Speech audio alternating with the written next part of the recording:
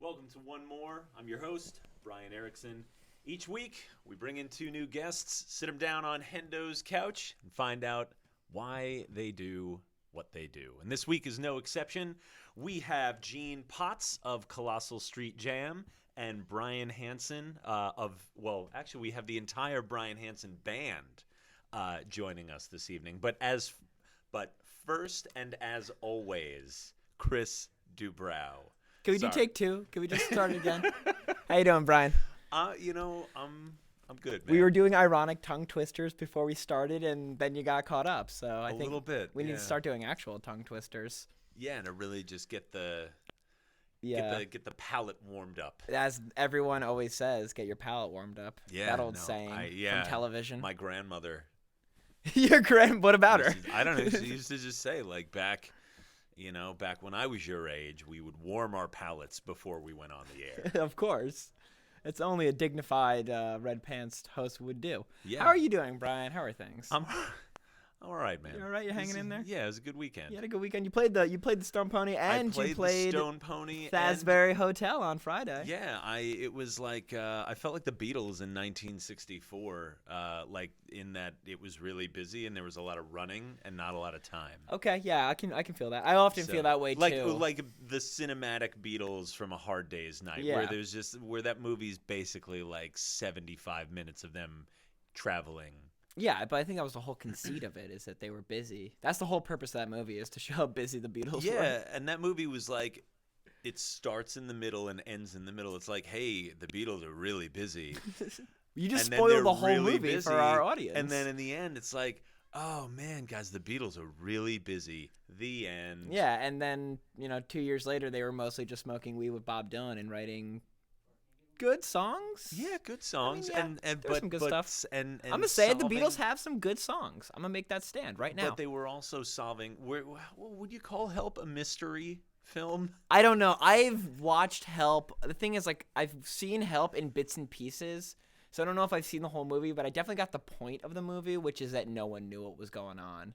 Yeah, like, well, I think they were really trying to steal Ringo's ring. Yeah, because it was like a sacred ring. I can't imagine there was but it that was much. Unwitting, like he had no idea. It was one of those things like, someone would swing a hammer and he would just fortuitously bend over to tie his shoe or something. And we're continuing our tradition of talking about old movies that either everyone has seen or no one has seen. Funny enough, because a lot of people listen to the Beatles, but I would guess that not that many people have seen their films. I think Hard Day's Night is actually a good film. Yellow Submarine is also one of the trippiest things I think ever made. Have you seen the Yellow Submarine movie? No, I haven't. Really? Yeah. Oh, that movie's crazy. Oh man, you need to watch that. We need to watch that sometime. So next week, instead of our guests, who we already have scheduled and confirmed, they're out. It's just gonna be a video of me and you watching it, but we're not gonna see it because we don't have the rights to Yellow Submarine. So they're just gonna have a camera pointed at us. Yeah, we can't show it. Yeah, it'll show us watching. Yeah, we're just in our PJs. Do you have red pajama bottoms too? Do you only wear red pants? I have red pajama bottoms with schnauzers. Oh, interesting. Maybe I'll wear those next week. I would love it. Let's do a PJ party. Let's do PJs next week. I'm down. You know what? Who's our guests? Bob Macon. Bob, if you're watching, I know you are. You're wearing pajamas next week or you're out. All right.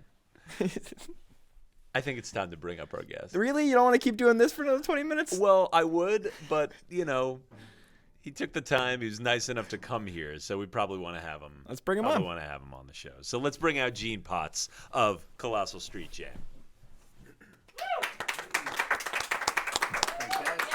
How are you? Good to see you guys. Welcome to the show, and Thanks to for meet having you. Me. Very nice to meet you too. Yeah. Thanks for having me. Thanks for taking the time. No problem. So, your band Colossal Street Jam, you guys formed about 23, 4-ish years ago. Do I have to tell something you how like long that? ago? Well, I mean, '89. When you got, oh wow, okay. We Because were- I was we were- going to say, we were- because you we were guys, young, very young, teenagers. hey, that's the age to do it. Yeah. I was going to say you don't have to tell us, but I mean, you kind of gave it away when you came back and it was like 20th anniversary. So it's kind of like they've been around a little bit, but that's not. I don't think that's a sign of, like age in a bad way. Like that's like, hey, 20 years. That's an achievement. Yeah, I think so. So, what was the scene like back in late 80s, early 90s when you guys were first starting? It was great. Yeah? It was great. Yeah, there were a lot of good bands, always packed. Bands playing the type of music that we play, for sure. Okay. Yeah, and you guys closer to being in the 70s than today. Yeah. So that style of music was definitely big back then. Okay, yeah, and you guys kind of have a really good like diverse sound, but it still sounds kind of influenced by kind of classic rock and things like that. What like who are you guys listening to when you're starting your band? Like put us in the room and like back in '89, you're sitting around with your buddies and it's like, yeah, let's do this. Because I don't know, like when I play music with my friends, or when I was starting out, it was like, oh yeah, check this record out, check that record out. Like what kind of records were you guys passing between yourselves then? Grand Funk Railroad, definitely. Oh, That's nice. like the biggest influence in the band. Oh, cool. Free, Bad Company. Yeah, Paul Rogers. Yep, definitely one of my favorites. Guitar playing wise, Sal is definitely into Hendrix, and Jeff Beck definitely. Those Jeff Beck albums, what is it? Blow by Blow and yeah. Wired, the ones that produced by George Martin. Speaking of the Beatles, Right. Fantastic. Oh my God, what's that song? The Stevie Wonder song? Because we ended as lovers, right? On Blow by Blow. I'm not sure. If Awesome. Sal was here, he'd tell you. Unfortunately, he couldn't be here tonight, and I apologize for that. That's a good. Well, you're the vocalist, so Right. we'll kind of pivot back toward that. So you're Okay. listening to Grand Funk. You're listening to Paul Rogers, stuff like that. Those are my idols. Greg Allman. Oh, that's And then on the other side, I have an R&B side of me that I really love. Terrence Trent D'Arby, Prince, stuff like that. D'Angelo. Those are the guys that I really dig listening to. Alan Stone is a newer singer that's been out for about 4 or 5 years that I love. Oh, But cool. back then it was more Mark Farner, who I really idolize. I definitely do. Nice. So that's my favorite band, Grand Funk Railroad, for sure. And you're from Philly, right? Originally Are you? from Philly. I live about 2 blocks away from here right now. So But yeah, I grew up in Philly. Yeah. So that makes it. Like, did any of that Philly soul ever? Daryl Hall, definitely. Yeah, I was gonna say, for sure. did any of. I actually saw him a couple years ago with Alan Stone at the Borgata. It was amazing.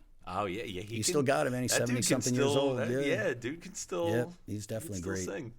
Oh, that's excellent. Oh, cool. Like when you guys were coming up, what was the path for a local band then? Because I mean, a lot of people that watch, like Chris is in a really great band now called the Right. Burns, like, and it seems like the path that a lot of bands take now are, you've got the sort of rounds of local press, you've got your you've still got a place like the Stone Pony, Right. and then there's Stone Pony, the Wonder Bar, and then there's kind of the smaller places, the Saint and the Yacht Club and Langosta, and even like the hotel for the last like 2 years is starting to try to kind of become something. Right. What was around? What did you guys? What were you guys doing back then to try and where were you playing? What were you doing to make yourselves All right. try and kind of stand out a little bit? Well, we started at the Stone Pony. Wow. Okay. Yeah, those were our first gigs. Stone Pony, Fast Lane, which was my favorite. Oh, rest in peace. That was my Fast favorite. Lane. Oh, that was my favorite. Oh, The don't Fast get Lane me was the going. best. Really? That was the home for Colossal when we started. We played the Pony with a lot of the national acts, but when we did our own shows, it was the Fast Lane. The Okay. Rock Horse was back then, which is now Porta. Oh Oh, wow. yes. Yep, the Rock My Horse. father was a musician in Asbury at the same time. Oh, so okay. Dennis Dubrow, do you know him at all? I don't know. Fast forward, Dave Weigel in time. Doesn't matter. Oh, okay. We'll talk about that. We'll talk later. We'll Yeah. see if they know people. Yeah, but you had the Saint later on. There was Mrs. J's. There was so many different rooms out there. And, just not Asbury. The New Jersey scene was good. You had North Jersey, you go into Philly.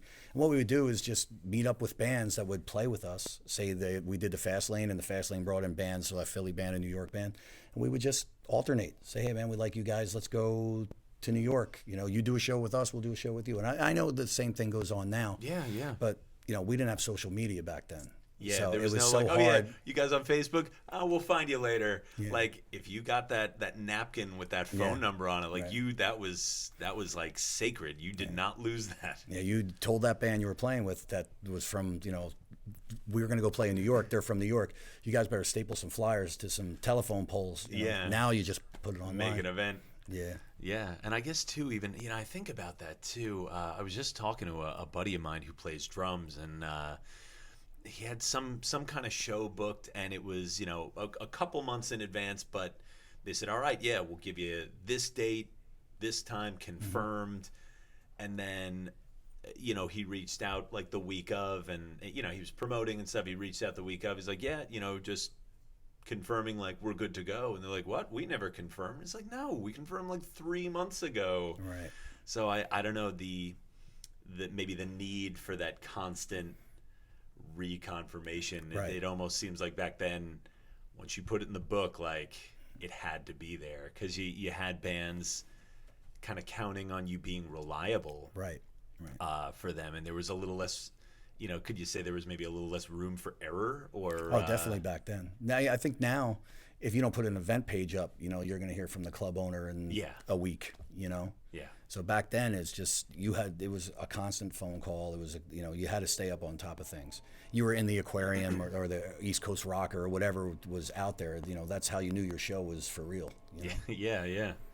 Now, did you guys release music back then? Yeah. I mean, 93 we put out we put out a cassette in 89, but Okay. we put a CD out in 93, and that was what we did the 20th anniversary for.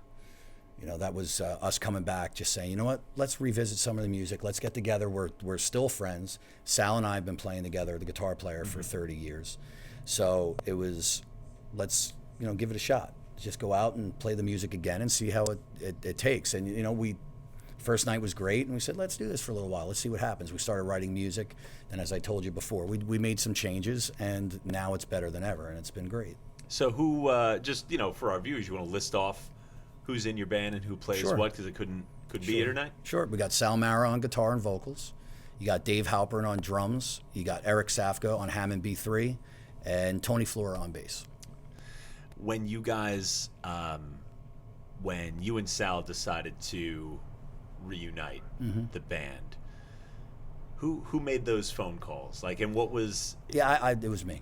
Yeah, It was my idea. I'll take credit for it. because I But- mean that's but always. Sal and I have been playing together nonstop, so we always talk about things. But it was, I said, it's the 20th anniversary. Let's do it. And he was like, well, if you can get the guys, and then we did. Were they? Yeah. Were they into it? Yeah, I think it was more at first just we're gonna hang out. It's been a Okay. while, let's get together, and it worked. And how did it feel like? It was great. After having not at least played with the other guys for at least a little while, like in that room, day one, what's it feel like? Good, a lot of happiness. I can tell you that. It was like getting on a bike. Yeah. Just the songs just came right back, and we did our practicing before on our own, but yeah, it was great. I really, that's what made us want to do it, and just get out and play again, and then like I said, we made the changes, and things have just gotten better and better, and we just keep going. And 2 years ago, you made a new record, right? 2016. 26 November. Yeah, it's about about a year and a half now. Okay. Can we get a close? Can we get a close up on this? It's called Living Free. Mm-hmm. Right, we got it. All right. That is dead air. That You is could- an endless I'm not- pause right there. I'm not gonna tell you what to do during it, but you could keep talking. They can look and think. I guess so. That is so you get together, you do this reunion, and I guess, when does it become apparent that this is now permanent? Like this is About 6 months we're in. going forward. About 6 months in. Yeah. Yeah. New material. How did New that material. all come together? Just Sal and I were, and Tony started writing, our bass player, and just it felt good. We were writing some good songs and just kept it rolling. Now, this album, like I tried my best. Obviously, I listened to it, but I tried my best to kind of find some press on it and stuff, and pretty universally well received. And it got was it like some indie album honor, In Australia. indie like album of the year in Australia, Yeah. which is insane. Kind of crazy, right? Now, how does it feel? So you started in 1989, and you get this album in 2016. How does it feel to have your work kind of validated that critically? I could have never imagined. We just Like sit and something we laugh. Because you said before, if you're in the Aquarian or the East Coast Rocker or something, but going global. We laugh. We just, as I see things come in, we just laugh. We just say, how is this even possible? And it's happening. And the way that we're being received overseas, as I was talking to Bryan before, is you got to go to the UK, you got to go to Germany, you got to go to Netherlands, you got to check out Australia. If you can get there, you got to get there because that's who's buying this music. That's who's listening to these bands. Do you guys get there? Have you played there? Do you tour there? Australia probably won't happen. We'd love to, but we're planning on UK. We're planning on Netherlands. We're planning on Germany. We're planning on getting there.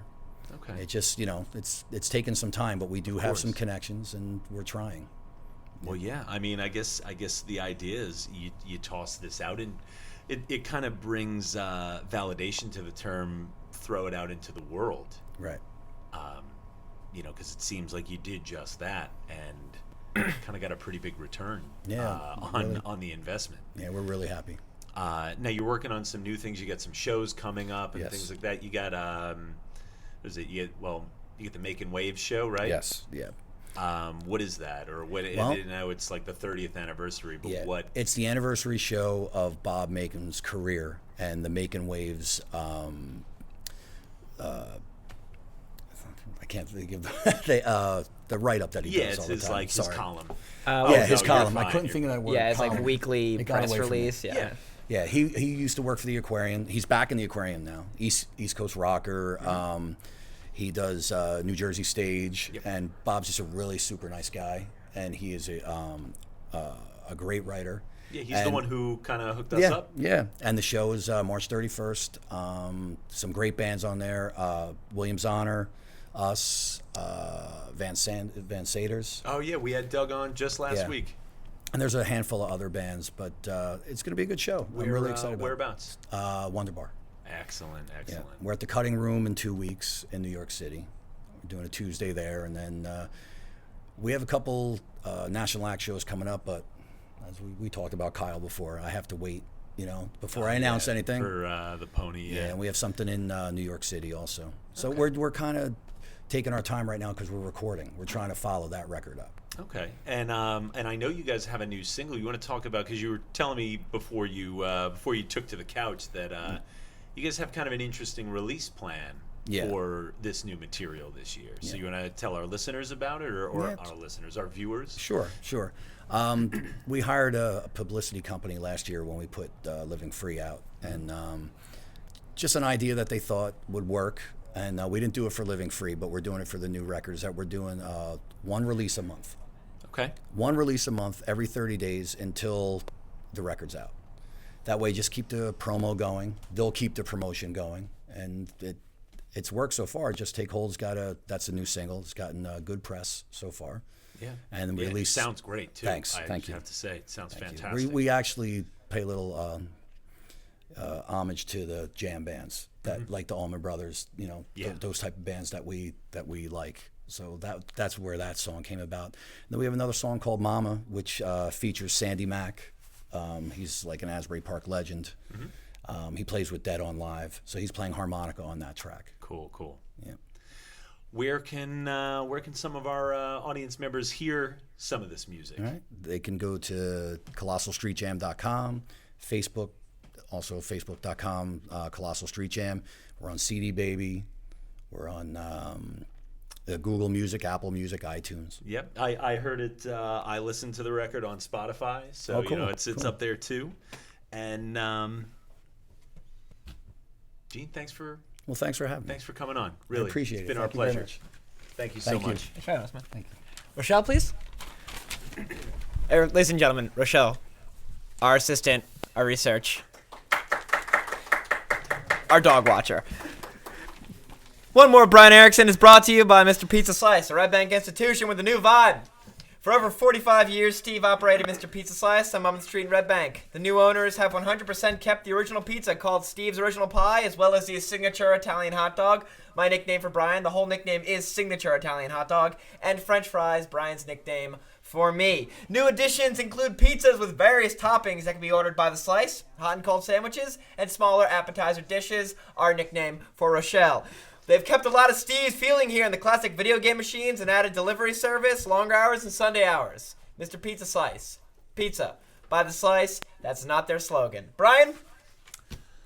Let's bring out the Bryan Hansen Band.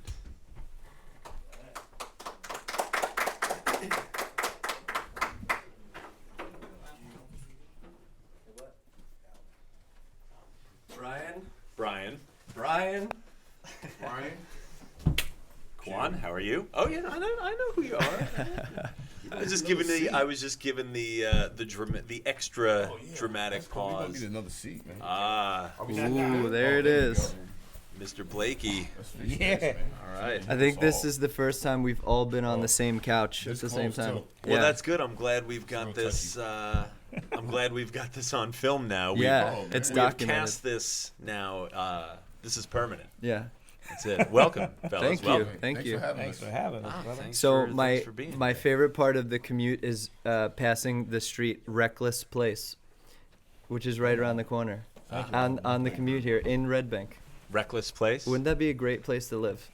On that street. That would be. Well, isn't there? There's a lot of Like if somebody said- interesting. Isn't there like a Shades of Death Road in Tom's River? Yes, there is. What? And like a Double Trouble Road down in Yeah. the Bayville area too. Like this whole Monmouth and Ocean County. We get some They have weird stuff going I on. don't have violent streets by me. I have a Hoe Ave. Oh, dude, There's a do Hoe you- Ave. by- Is that what it's actually called, or Yes. is that like what you That's call legit what the name of the street it? is. Really? It's like, oh yeah, they live on Hoe Ave. Yeah. Yeah, you can't live there with a straight face. No, you can't. Wants to go there. I'm gonna say no comment on that.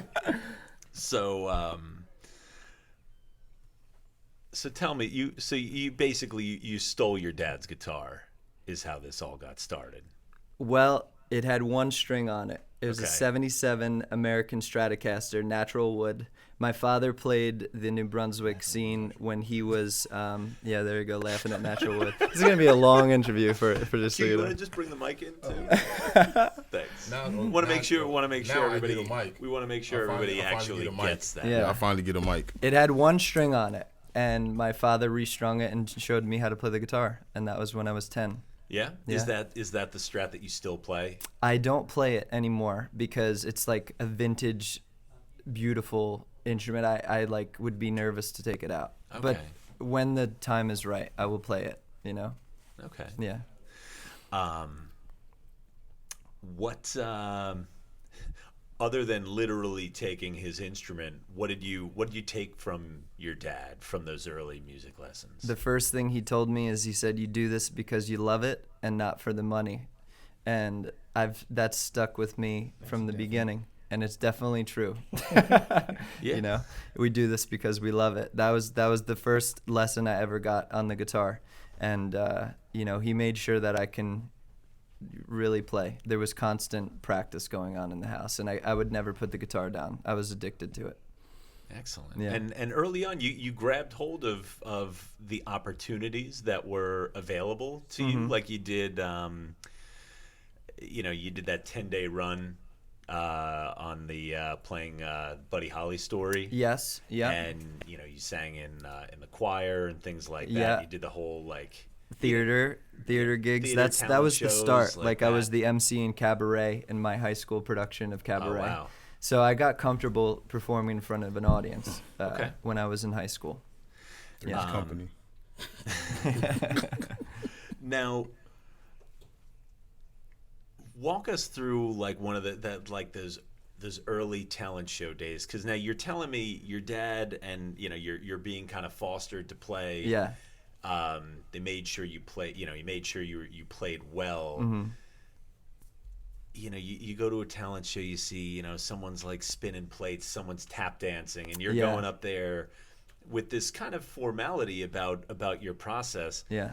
Are you at the point yet where you're looking at these guys and being like, yeah, I'm about to take these guys to school? I don't think so. I think I was terrified. I don't think I opened my eyes. That's for sure. Really? Yeah. The first time I played guitar in front of people, my eyes were closed the entire time, and it was an original song that we played. But the response I got after it, I knew that that's what I wanted to do for the rest of my life. I knew from 15. You want to know what was the first song I played in front of people? Yeah. I did. Yeah. And I started off on guitar once again. First song I played, I played Enter Sandman by Metallica. Well, that's not a bad first song. It's not to a play. bad first song, but when you're like 12 years old trying to play it, it can get interesting. Is it that tough? Well, yeah, I guess it's on you, because I identify you as like bass the player? consummate bassist. So it's like, Well, is it he a tough is. song to play on bass? But I guess No, I played it on guitar. Yeah, Yeah. that's what I say. Yeah, so you played it on guitar. Yeah. Yeah, I guess like is it tough on guitar? I've never played it. When you're 12 mean, years old, it is. Yeah. Yeah. It's like, running a marathon. So, you did you study music in school? Like, I was a choir kid, so I was Okay. constantly singing. I was a product of the 2000 boy band era, so I learned really how to do these vocal runs I do now Boy band by era. emulating like NSYNC and Justin Timberlake and listening to those guys. But at the same time, my dad would show me like Live Throwing Copper was my first rock record. Okay. And I was listening to Yes, and I was listening to Stevie Wonder, and later as I started playing a lot, and Blakey could probably agree with this, it was Dave Matthews Band. That was a huge influence, and I like learned how to write a song listening to John Mayer, and eventually, all of these things like blended into one another. I studied at William Patterson. Yeah. oh yeah, what did you guys? How did this all come together? Because you guys have been together for a couple of years. 5 now? years. 2013. 2013. 5 years, Yeah. and we Let was playing Kawan for tell you that one. we was playing at for a gospel group. I'm Okay. not gonna say the name, but then Just not. no, it was like I got bored. He had me just playing this one beat, dum dum dum dum dum dum. I'm a pocket drummer, but I just want to have some fun. Well, yeah. So then I left, and then these two still played, and eventually Bryan left. Yep. Blakey was the last one. He's always the last one to do everything. So, but then Blakey hit me up and said, "Listen, Bryan has a band, and would you like to join us?" And I said, "Of course." Mm-hmm. So since 2013, for the last 5 years, we've been rocking out and making it do what it do. Yep. Yeah. Now, Indeed. because you had a record in 2010. You had that like the EP. Yeah, that was Ebb and Ebb Flow. and Flow. Yeah, and That was in like between- the breakup EP. Yes, that was in between Middlesex County College music program and going to Berklee College of Music, which I dropped out of Berkeley like within 3 weeks. I couldn't take the So winter fo- in Boston. So I hated following it. in the School footsteps of dropout. John Mayer. Yeah, a but fellow he Berkeley lasted a year dropout. by the skin of his teeth. And he But made a song I about could not student take loans. it. Yeah. And then I went to Rutgers and did the music program and communications at Rutgers. So there was definitely still music going on. So you released Among Wolves Brothers in Among Wolves. 2013. I'm sorry, 2013. Brothers Among Yeah. Wolves. Yeah, in Yeah. 2013. Mm-hmm. Were you, because it's my understanding you had like a dozen and a half ish different musicians on that. So- like where did you guys come into play? They weren't in the picture I just yet. want to point out After he that. did ask me to play on that album and then never called me. Oh, I thought you were gonna be like, but I said no. Like you I kind of just wanna played hard to point that get a out. little bit. But Tony Scardesi played the bass for that record, and he's still very much a part of what's going on with us. So, in 2013, I had 18 musicians on Brothers Among Wolves. Oh. It was And all all you of needed the was songs two. that I I know, wrote right? up to that point, He and was then broke. we did 86 gigs that year. And then I burnt out the band I was playing with because they had enough. And I called Blakey and I said, I really need a bass player. And he said, I'm a package deal. So you're gonna tell them what they had enough of? What they have enough of. Let's hear it. What they have enough of? Playing gigs constantly. I'm a gig machine. I'm like you. You play constantly. If you have to really want to do that. But see, Yeah. now he All got two 14 guys. bands. Yeah, Yes. he has two Yeah. guys who don't mind it now. Yes. So. And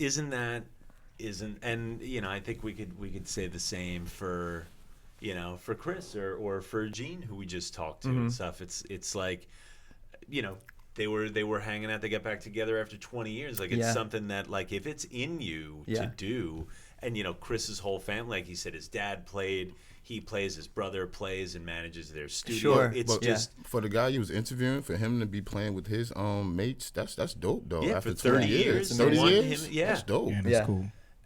Do you guys see yourselves playing together 20, Oh, 30 yeah. years? Yes. These are my brothers for life. This is the core of the Bryan Hansen band. Us three, we will go anywhere, play anything, and I think we're still gonna be playing 30, 40 years. Yep. With our rockers. Yeah. Yeah. Rockers and rockers. Now, so this is your latest record. Yes. When you stop pulling back. Yeah. Yes. It came out in Indeed. 2016. That's right. Yes. How many musicians are on this one? Close to 18, I think. It's close to 18. I think it's 15. Wait, really? It is close. Yes. Wow. You know what it is? We have a string quintet on song, so that adds 5, and then we've got a mountain of horn players. So You got one drummer. one drummer, One drummer, one bassist, One Yeah. bass One player. bassist. one drummer, Yep. one one bassist. guitarist. Yeah, Yeah. Okay. yeah. That's the core, baby. That's the right. core. So, at this point, you guys. So this is your first record together. Together, band, yeah. yes. What's the difference between this record and the previous record in terms of like, it seemed to me that the last record, Brothers Among Wolves, Yeah, it was you and a lot of musicians. yeah. What's the difference between Well- that and having a core band to work around? It's like we're like more synchronized, because we don't always have the quintet. We don't always have the horn players. So it's us three playing all the time, rehearsing all the time. Basically, us three texting each other, us three making jokes about each other, us three arguing, us three going back and forth. So we have that trio camaraderie. Yeah. And I think we was like more synchronized into like what we wanted to do, where we wanted to go.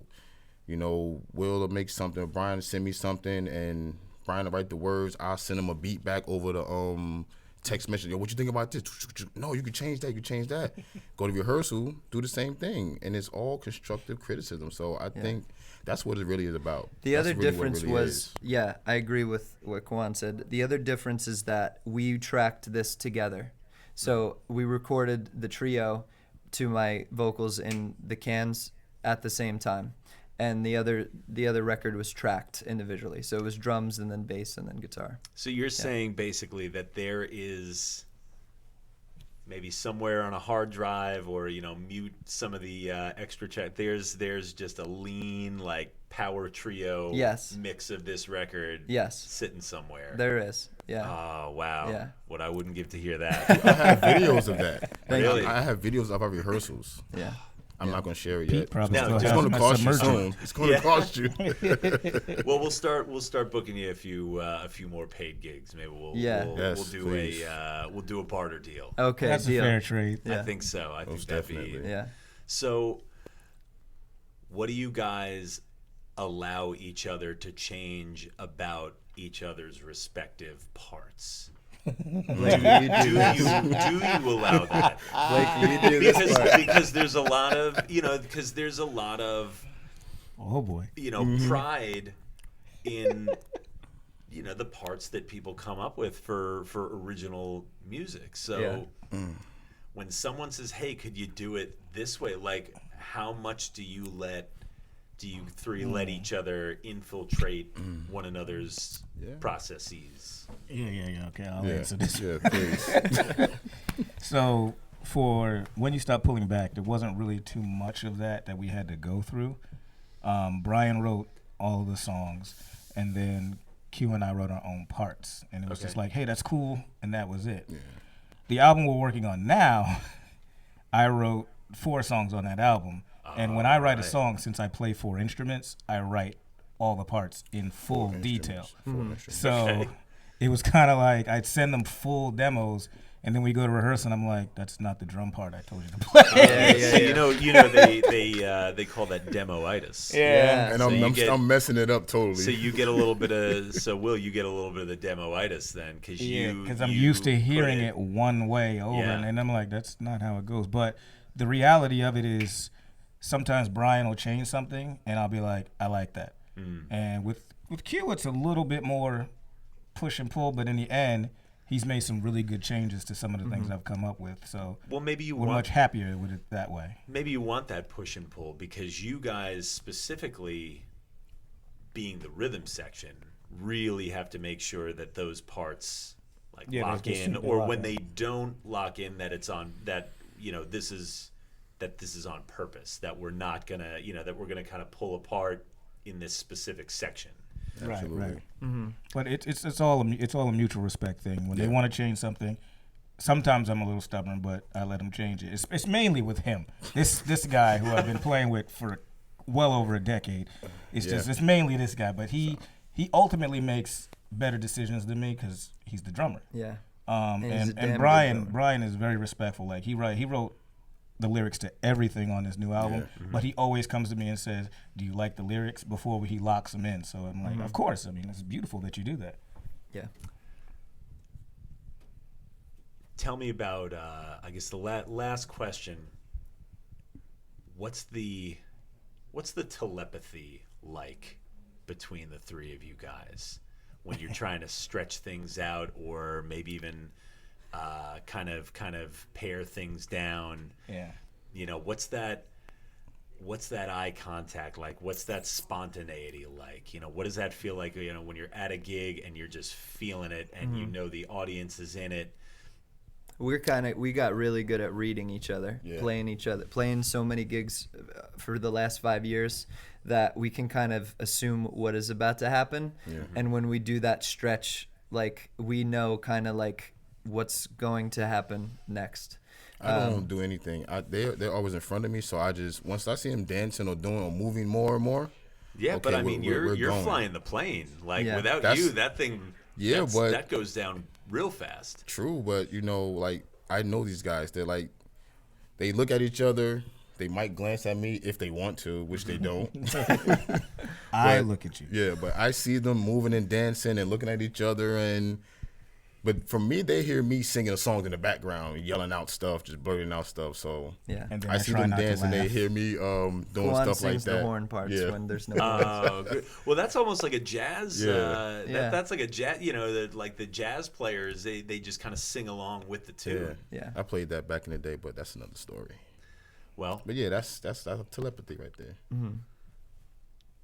Guys, it's Bryan. It's been my pleasure. Thank you for having us. Thank you guys for coming. Yeah. Bryan, Will, Kawan. Thank you, Bryan with an I. Thank you. Thank you. All right, let's take it back to Chris, and then we'll. We're gonna do a performance for you, so stay tuned. Bryan Erickson is brought to you live from Mammoth Music in Red Bank, which is where we actually are. I'm not just at a gray wall. Established in 1987, Mammoth Music is located at the center of historic Red Bank, New Jersey. Voted 3rd best town in the United States by Smithsonian Magazine. I can't yell at Bryan because he's over there and he can't hear me. They're located within walking distance of the famed Count Basie Theater, Red Bank train station, and many fine eateries. Mammoth Music continues the tradition of being a destination store for all levels of musicians, both beginner and professional. New owner Mario DiBartolo, who's behind me, a lifelong musician, offers a wide selection of brand name instruments at everyday low prices, both new and used, with personal, professional, and expert service only a family-owned and operated store can provide. Does the neck on your guitar or banjo need repairing? Do the valves in your saxophone need to be refitted? Regardless of what day it is, bring your instrument to Mammoth Music for quality repairs. You'll enjoy prompt service from a team of repairmen who are always available. Now, ladies and gentlemen, the Bryan Hansen Band, as soon as Matt Smith tells me to stop riffing. Are they ready? Are we ready? Take a zoom out. Oh my fucking god. My shot of me losing my mind over here. Alright.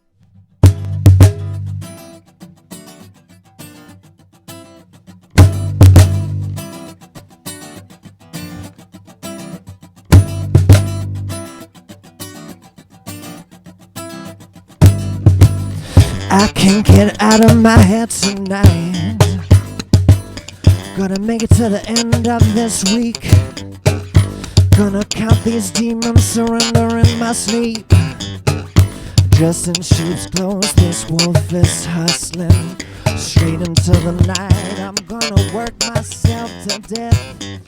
This 9 to 5 times 9 to 5 has got me losing my breath. Chemical reaction working just enough, just enough. Soul in the soulless mind, getting me to the hearse on time. Even the dark will not be dark to you. The dark will shine like the day, for the dark is a light to you. Remember your hearts, there's a life so short. You better follow it, 'cause even the dark will be light to you. You better shine on through.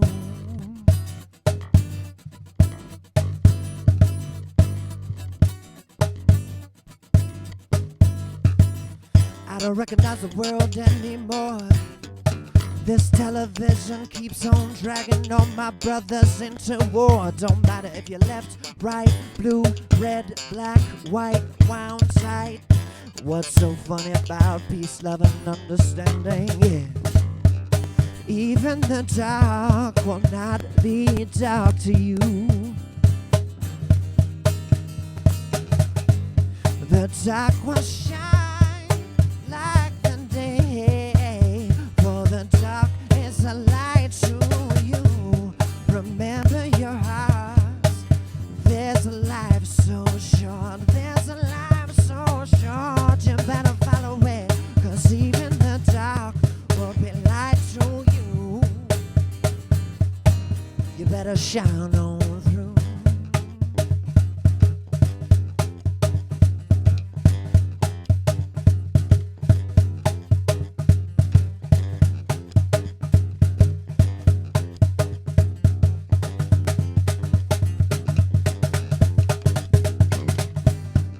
Even the dark will not be dark to you.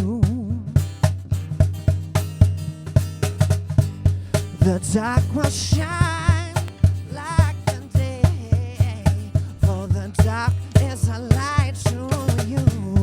Remember your hearts, there's a life so short, there's a life so short. You better follow it, 'cause even the dark will be light to you.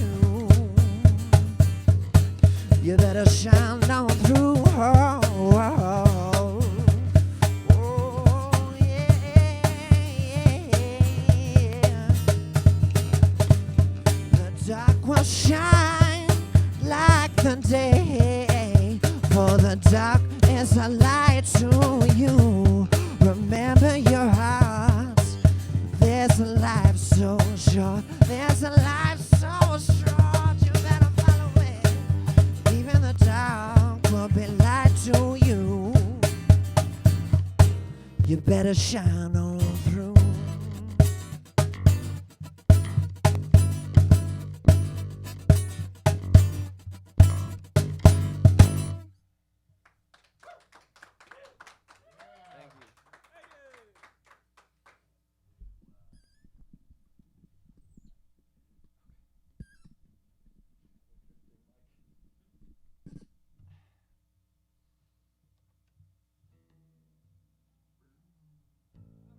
Week in events. Tuesday, February 27th, Jeff Linden is the featured performer at Meatballs and Brew Open Mic in Rahway. Sign-ups at 8 p.m.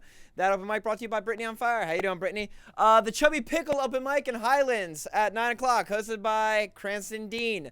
Chubby Pickle. They have alcohol. Wednesday, February 28th, Bryan Hansen, the one, the only, is hosting Andrew Ludwig, good friend of mine. Quality Living, one of my faves, Alpha Rabbit, and Natalie Farrell at the Asbury Hotel at 8 p.m. Ruby Bones plays Sunnyvale in Brooklyn, 7:30 p.m. Wednesdays, at Pino's in Highland, Lance Green is the featured artist at an open mic. That starts at 8 p.m., I believe. Thursday, March 1st, Brian Rothenbeck at Max Fields in Boonton at 7 p.m. and the Inkwell Open Mic hosted by Avery and Fern at the Inkwell. You know, the fucking Inkwell. Hey, Brian. Friday, March 2nd, Asbury Park Brewery hosts Sammy K, Chris Brown, Maddie Carlock, and I know Chris those Skell guys. at 7 They're p.m. really good. You should go to that. The Burns, my band, celebrate our 1-year anniversary Wait, at never the mind. Saint. Go to that. Go to this instead. one. Go to that one. That's with, what is it? Like a River out of Virginia, the Vaughns, and J.K. Lago. Oh, I love the Vaughn. The Stone Pony hosts a Battle of the Decades featuring Emily Grove, Levy and the Oaks, Van Saders, Double Negatives, and more, recreating music of the past 5 decades. Cook Douglas plays the Court Tavern at 8 p.m. Saturday, March 3rd, High School Superstars, My Lonely Heart, Ruminate, Who I Once Was, is at the Asbury Park Music Foundation. I think that starts at 8. Sunday, March 4th, Brother Andrew, Rosa Dila, and my friend Dave Mooney at the Transparent Gallery in Asbury Park at 4 p.m., hosted by Rachel Anna Dobkin. How's it going, Rachel?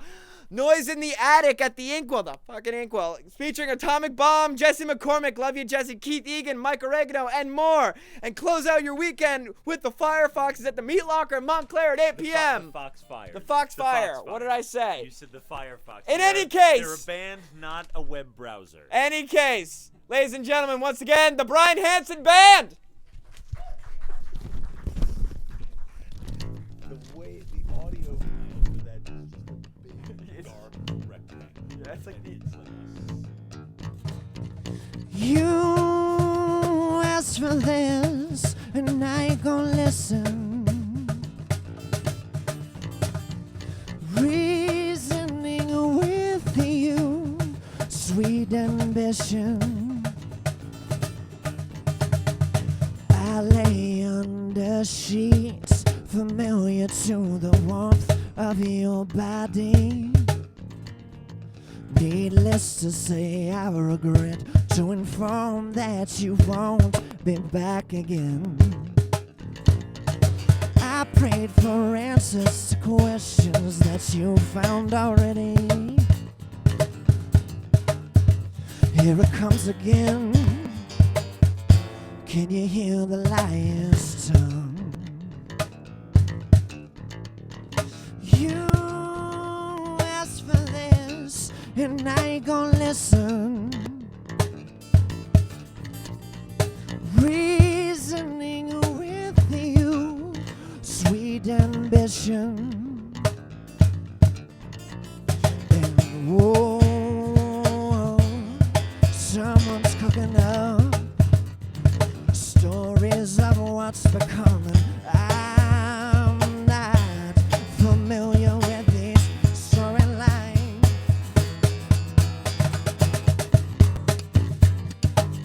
What's the matter, love?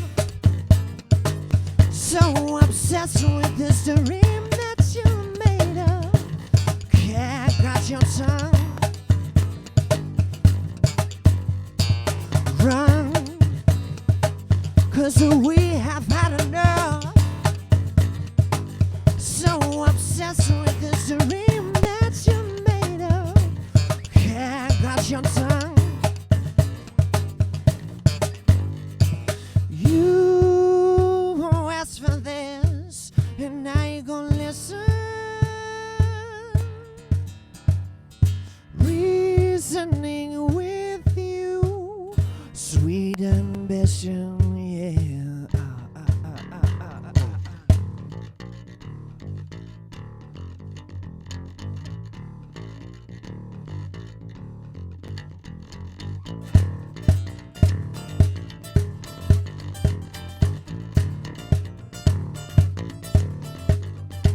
Don't worry about me.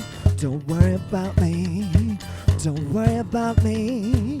Don't worry about me. Don't worry about me. Don't worry about me. Don't worry about me. Yeah. Oh yeah. Oh yeah. What's the matter, love?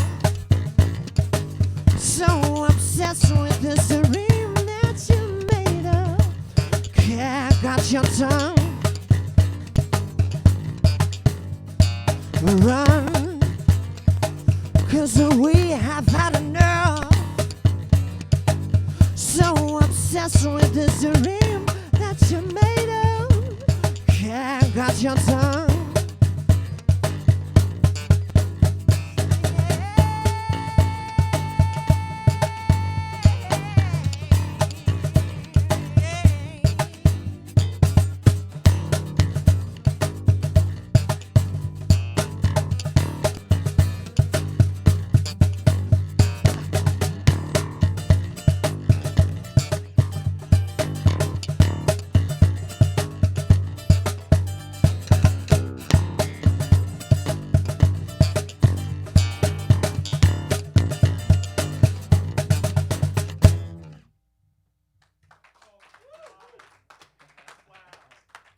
Fantastic. Thanks, Bri. Oh my goodness. Thank you guys. Thank you. Thank you. Ryan with an eye. The Bryan Hansen with a Y band. And for Gene of Colossal Street Jam, Chris DeBrow, everyone here at Monmouth Music, I have been, and I remain Bryan Erickson. We will see you next week. Thank you guys. Thank you for having me.